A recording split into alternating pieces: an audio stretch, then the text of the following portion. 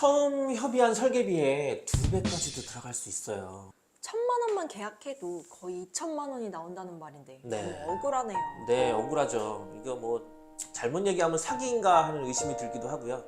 그런데 생각보다 이런 일이 많이 발생합니다. 그 이유는 의사소통 때문인데요.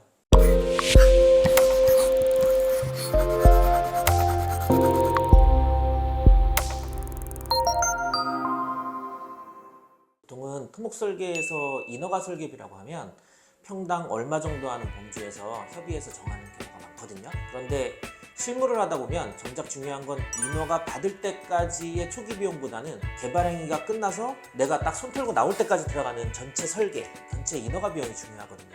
인허가 설계비라 하면 네. 준공까지 들어가는 전체 비용을 말하는 거죠. 그러면 좋은데 실제로 그렇게 잘 안 됩니다.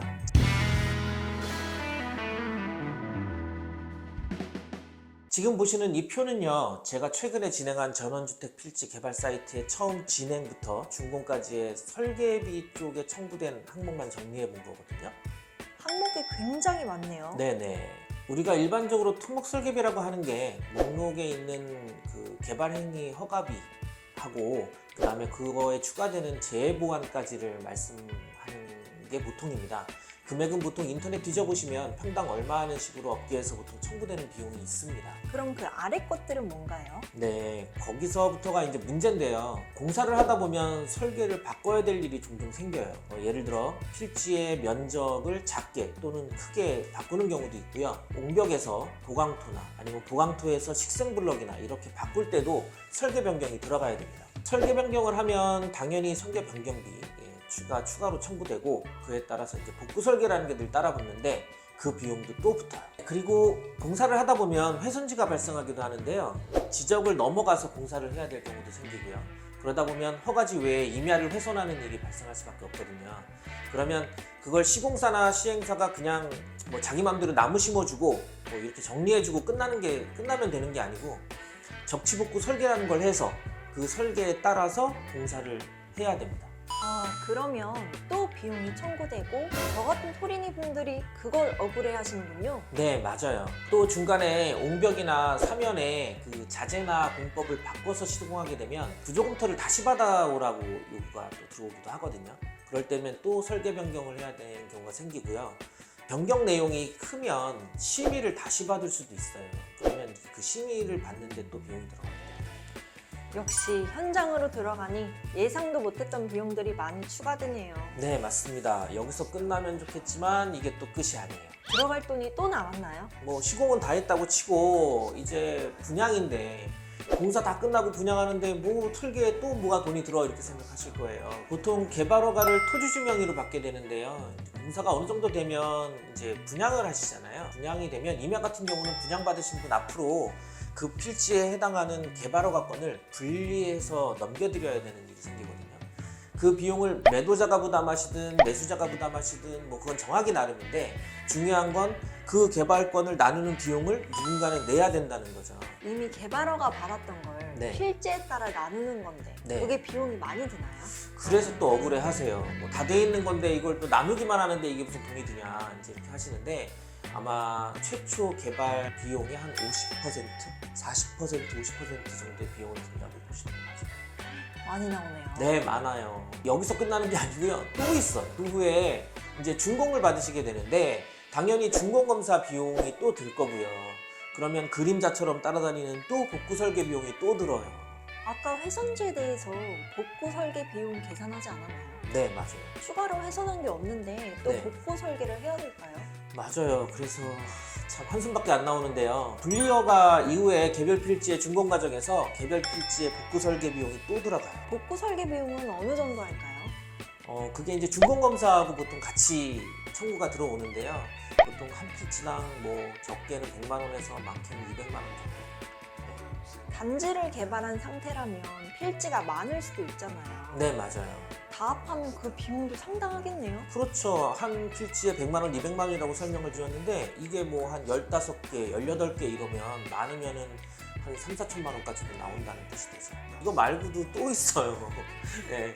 마지막으로 이제 개발부담금이라고 하는 게 나오는데요. 개발허가에 따른 개발부담금은 농지나 임야가 대지로 전환된 다음에 부과되는 거라 엄밀히만 하면 토목 설계하고는 좀 별개의 문제이긴 해요. 근데 그걸 여기서 말씀드리는 이유는 뭐냐면 토린이 입장에서는 어쨌든 이것도 개발 과정에서 지출되는 비용이기 때문에 이걸 인허가 비용처럼 받아들인다는 게 문제예요. 그래서 여기서 설명드릴 수밖에 없고요.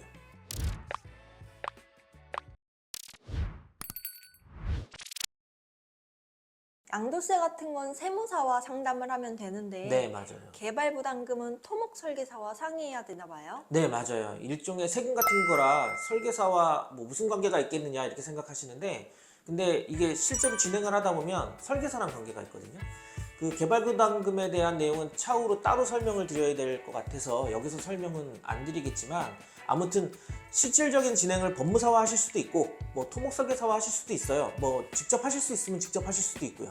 제가 오늘 여기서 말씀드리고 싶은 내용은 뭐냐면, 설계사와 용역 계약을 하실 때 허가권 변경 등에 대한 비용, 그 다음에 준공 대상, 준공 단계에서 예상되는 비용, 그리고 마지막 단계에서 개발 부담금까지 전체 시작에서부터 준공까지의 비용에 대해서 토목 설계사와 미리 상의를 하셔서 전체 비용을 예산을 잡고 움직이셔야 된다는 점을 말씀드리려고 이렇게 말씀드리는 겁니다. 그 서로 일을 진행하는데 오해도 없어야 되고요. 더 큰 문제는 이게 작은 금액이 아니기 때문에 처음에 이 비용만 든다 이렇게 예상을 하셨다가 나중에 거의 한 몇천만 원, 1억에 가까운 비용이 더 든다고 하면 자금 운영에 지장을 받으실 수가 있거든요. 가능한 범위 안에서는 미리 확인을 해보고 예산을 잡고 일을 시작해 보시는 게 필요합니다.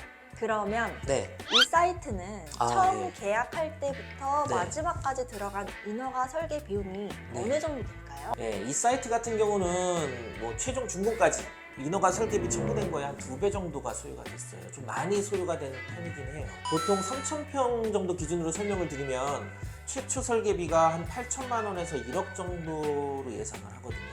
변경하는데, 한 번 변경하는데 한 1,000만 원에서 1,500만 원 정도가 비용이 청구가 돼요. 한 번 정도는 변경을 하시는 경우가 많아서 그 정도는 미리 예산을 잡으셔야 되고요.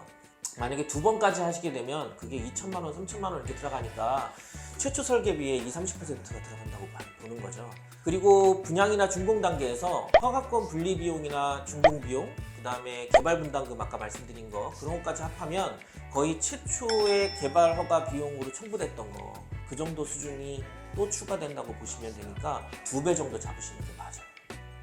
역시 장황했던 항목만큼 무시 못할 비용이네요. 네, 오늘 말씀드리고자 했던 건 토목 설계사와 토목 설계비를 협의하실 때 위에 제시해드린 목록을 펼쳐놓고 각각의 항목에 대해서 어떤 상황에서 청구가 되고 예상 비용은 얼마인지 미리 상의하시라는 겁니다. 예를 들어서 어떤 설계 비용은 비용을 받고 진행을 하는 거고, 어떤 설계 비용은 비용을 받지 않고 무료로 해준다 라든가, 기본 인허가 설계비에 재해가 포함되어 있느냐, 재해가 포함되어 있지 않느냐, 이런 거라든가, 추가로 청구되는 거, 이런 것들을 미리 확인해 보시는 게 좋습니다. 네. 앞에 인허가 설계비가 네. 어떤 상황에서 얼마나 청구될지에 대한 협의를 네. 초기에 하는 게 좋겠다라는 말씀이시죠? 네, 맞아요. 제가 이 말씀을 지금 2번, 3번 확인해 보라고 이렇게 2번, 3번 말씀드리는 이유는 토목 설계사가 한번 지정이 되면 중간에 그 토목 설계사를 바꾸는 게 쉽지 않아요.